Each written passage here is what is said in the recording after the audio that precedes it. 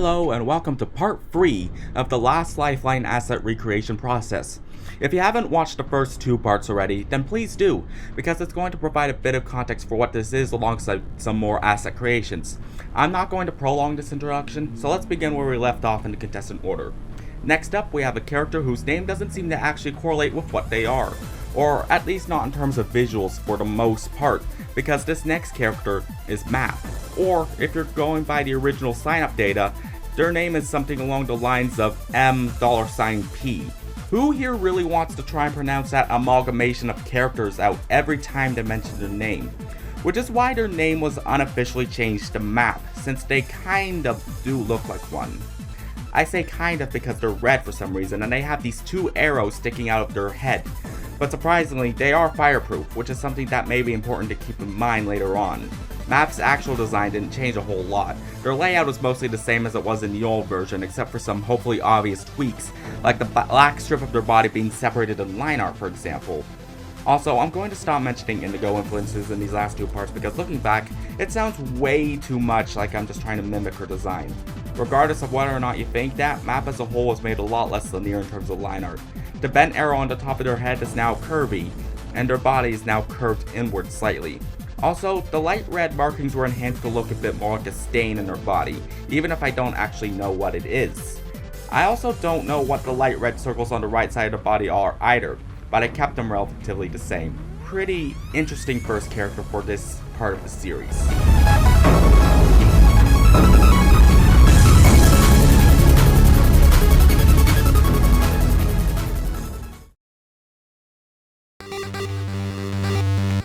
And now, the award for the most overcomplicated object character name in the history of the object show community goes to this fella. Their name is Millouticalivta for some godforsaken reason. If that name sounds like quite a mouthful to you, then I don't blame you, and in that case, feel free to just call them Mill or something. If I have to guess, the first 3 characters of their name might have to do with the name of the character creator, Milky Cup, but the other 12 characters I have absolutely no idea for. Just know that in terms of object type, Mill is actually just a tablet. In terms of what brand they are, it is very likely that Millouticalivta is the company, but I don't actually know whether or not that's a fact. For now, it rests as an assumption on my part. But one of Mill's most distinct features is the crack running through the top right of their screen. Just like the branding issue, I don't really know where the cracked screen came from, but it does make them stand out a bit more in design. After all, electronic phone-like characters are rather common in the object show community. Just ask Inanimate Insanity, or Object Invasion for example. The crack was modified in terms of shape just so that it didn't look like parts of the glass were about to fall off of their body. Also, the rim of the tablet was made thinner in order for the screen to be larger in size. And as for the screen itself, digitalization in a character equals an excuse to add some good old gradation to the screen. The border of the screen had its color change as well, so it would apply more to the brightness of the screen instead of the dullness of the metal border. And really, that's it. I do love the fact that they are solar powered on a different note, so go for green energy representation in this cast.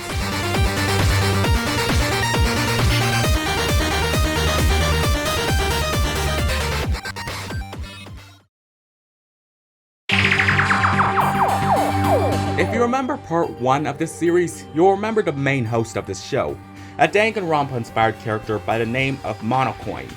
And this next contestant is also DanganRonpa inspired, as well as being inspired by the exact same DanganRonpa character, Monokuma. But in terms of personality, this next character, Monokuma File, is about as opposite from Monokuma as you could get. While this is one of those shows where the host might be viewable as the main antagonist, Kuma might end up getting vibes of a main protagonist based on her personality. But I don't know that for sure. I don't want to give out roles to anyone just yet. Just know that's based on her personality alone. Kuma File is also the opposite of Glass of Water in another way, because she is extremely lucky. So lucky in fact that she was once able to make 2 bullets collide with each other mid-air. But enough about the possible spoiler alerts. What about her design? Well, the text on her that says Monokuma File has been removed, since it might have been slightly redundant design even if it was part of the official DanganRonpa Monokuma File. However, from what I know about DanganRonpa, this paper version of the object was only maintained in the first game, Ever since then, the Monokuma File was turned digital, so I figured it would be okay to experiment with the design itself a little. First of all, by enhancing the Monokuma face on the bottom right of the character, and second of all, by changing the layout of the object slightly to look more like a file folder. Well, it's definitely a rather large change made for this object, but it is realistic to an actual file folder, which I assume the original Monokuma File was inspired by. Other shading changes, including changing the angle of the shading itself, as well as giving the body some gradation, were also implemented. Gradation was also applied to the tag as well, which, by the way, the number 4 on the paper stickout has to do with the fact that Kuma File was the 4th child in their family, according to their creator Tadabi Wubby 57. If I were caught in this mess, I know who I'd try to befriend immediately.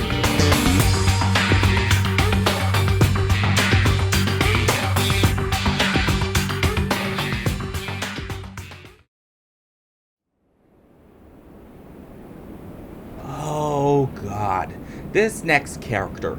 For someone with such a light-hearted and friendly personality, trying to draw them in asset form is nothing less than an unhinged nightmare for an object artist. For me, at least, drawing vehicles can be an absolute pain in the ass at times.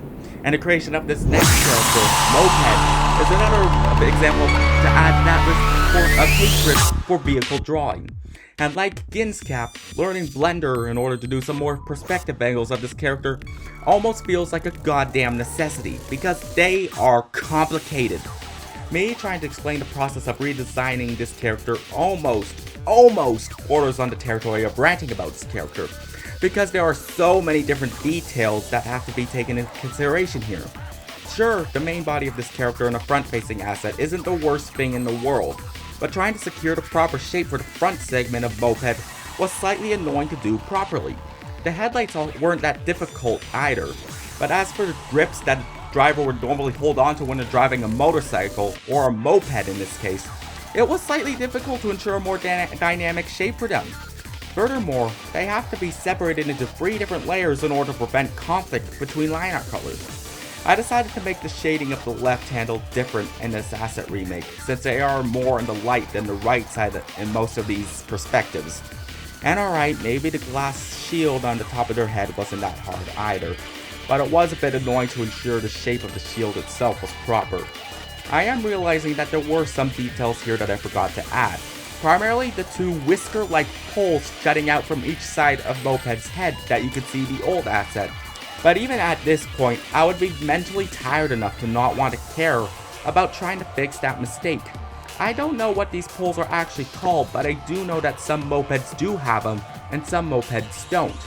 So I eventually would use that as an excuse to not bother adding the poles. And yet, funny enough, I still remember to add on Moped's signature peace sign, since he is the type to not want any fights to occur around him, and his license plate was added as well. One last challenge remained for this front-facing asset, being the tires. I struggled with trying to keep the tires a proper size, especially for the upcoming side perspective, which that is more commonly used with Moped. But right now they weren't awful. I added some gradation to the tires as well as some grooves to represent what an actual tire looks like in real life. Because tell me, have you ever seen any commonly used motor vehicle have completely smooth tires? Probably not, because they are freaking dangerous. And even though it was canonical that Moped's tires were supposed to be smoothed out for the most part, I decided to give them some light grooves anyways, because if they were completely smooth, well then that's just freaking cruel for Moped. Alrighty, this design has been quite a mouthful to take in, but guess what? We are not done.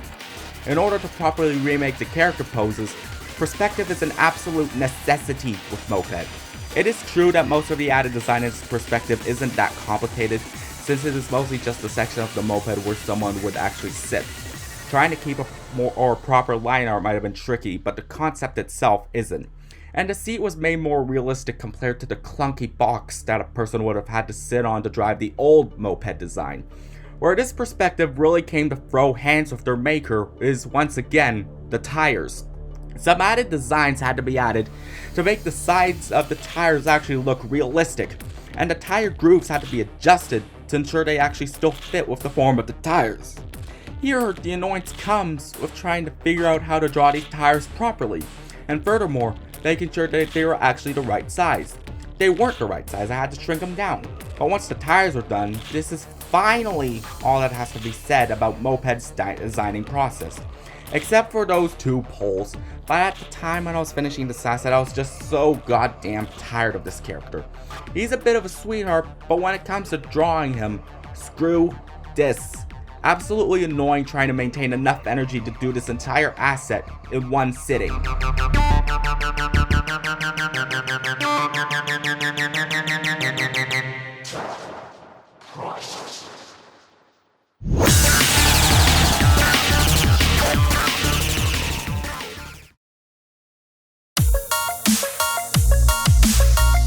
That last character put me a bit over the edge. Thankfully, this next character is both also a sweetheart, and a fair amount easier to draw than Moped was. Pastel Box wasn't originally in the cast of Cal's Lifeline, but they may as well have been because they debuted on the 2nd episode. Also, she doesn't have any legs, but to make up for that fact, she's able to fly with her 2 wings. Maybe not that high, however, and definitely not with enough focus to even think about escaping the situation they've ended up in. But she can fly.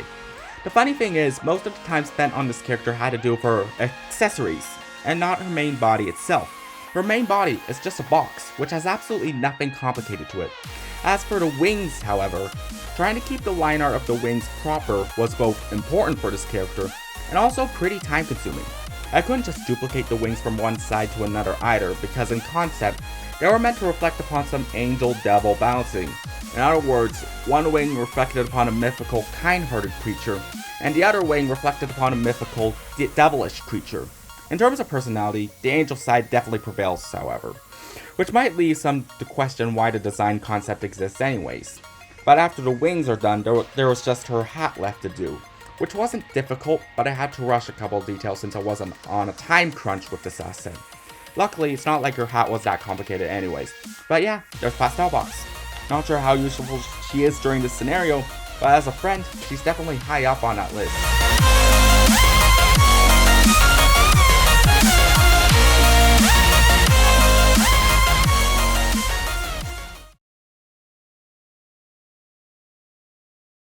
Here's a spoiler alert. Please do not get too attached to this next character, if you even can, because they're a simp in all caps. And they've also inspired by the My Hero Academia character Mineta, alongside her character quirk Pop-Off. This is Pop-Off Ball, and her design is pretty much just Mineta's hairstyle in object form. While it sounds like a character who could actually be worth something, and Cal's Lifeline they were just created as a puppet character by the host to prevent giving anyone a protagonist or antagonist arc complex, and thus were killed off first. If the show version is true to form in that sense, then Pop-Off Ball might be killed off first there as well. And that I can state because I'm pretty sure that's what Calculovo, the host of the original Lifeline, would have wanted anyways. Anyways, her design didn't really change that much at all. Most of the changes came in the form of color and shading, but the topmost small ball attached to her body does look more visually planted into her than it did in the original version. Also, there is a little bit of light shining onto all the 4 small balls, because even if it is not the most realistic for shading, that's what the shading for Mineta's hairstyle looks like in the anime. And that's it really. Maybe if Mineta was less Mineta, then Pop-Off Ball wouldn't have been in this scenario at all.